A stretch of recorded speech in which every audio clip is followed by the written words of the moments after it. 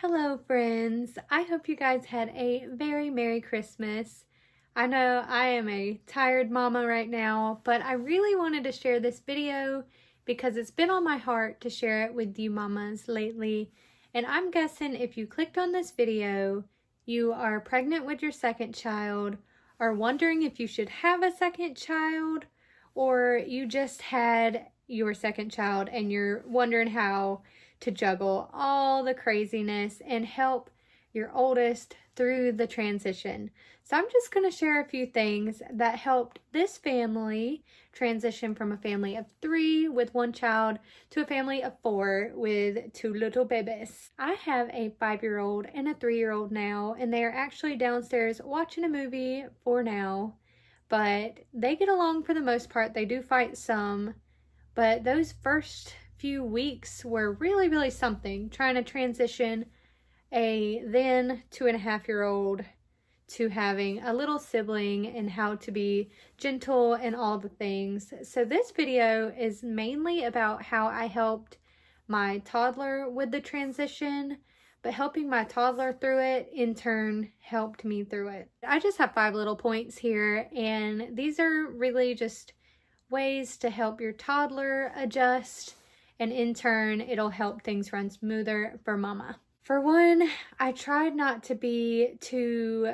dramatic and be like, no, don't touch the baby, don't get near the baby. You know, some moms are like that with their first child and not trusting their child to be around the small baby.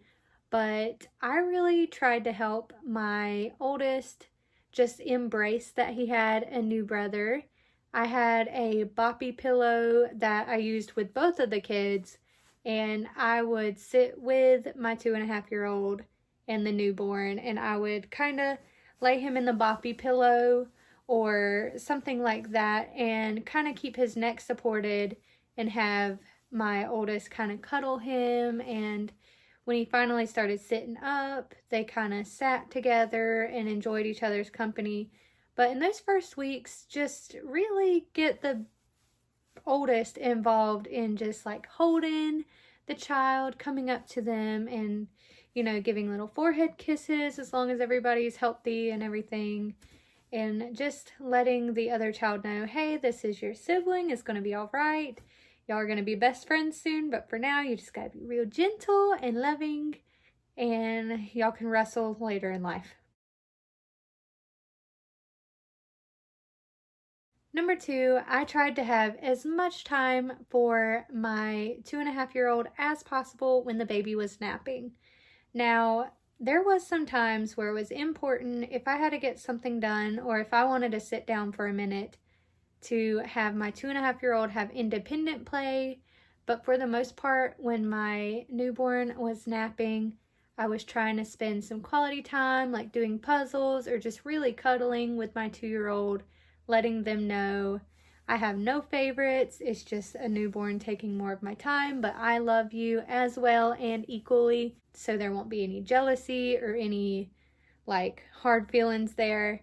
And so just really try to give the oldest some undivided attention and love when the newborn is asleep, even if it is just cuddling on the couch watching your child's favorite show, just enjoying them and things that they like. This kind of goes along with that. Number 3 is showing like very much enthusiasm to your oldest, because I know there's sometimes where either of my kids come up to me while I'm busy doing something and I want to just go, okay, yeah, cool, bud.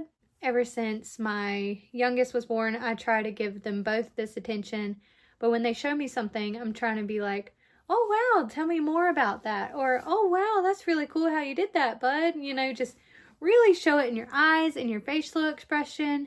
Give more than 2 seconds to respond with some kind of enthusiasm and like delight in your voice instead of like, oh, why is he bothering me with this again? Or, oh, cool, I'm doing something. You know, there is a moment where you do have to tell your kids, especially when they're old enough to understand, like, mommy's doing something right now. I'll look at it in just a minute, okay?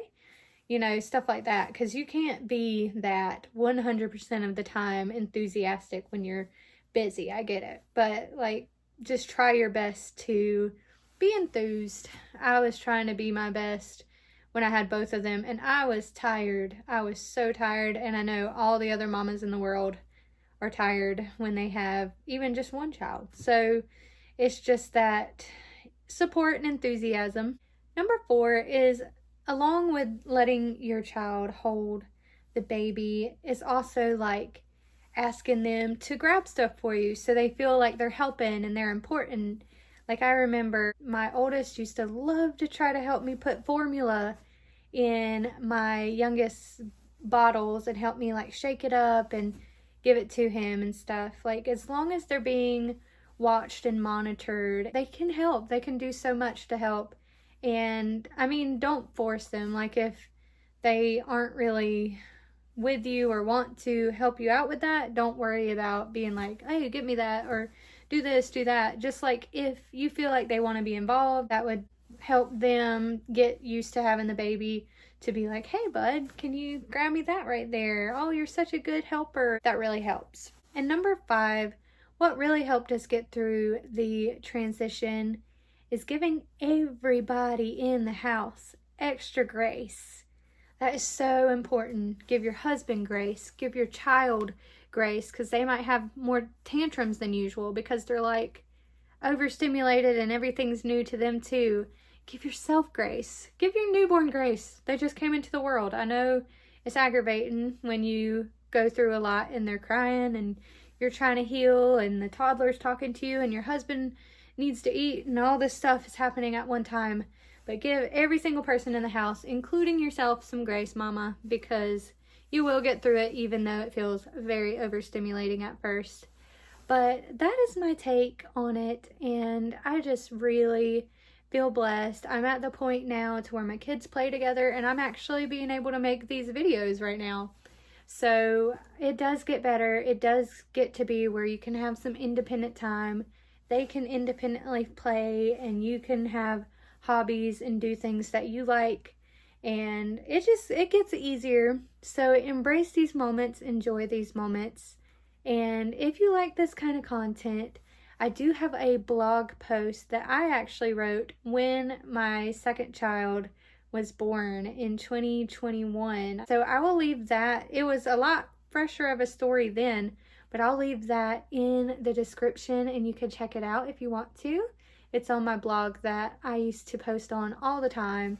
And so I'm kind of taking some of my older blogs and making them into new videos. And then I want to get the blog kind of running again, because I used to love doing that and kind of got busy and wrapped up in life and stopped doing that for a little bit. But if you enjoyed this video, please subscribe, like, comment, all the things. And I will hopefully see you guys soon.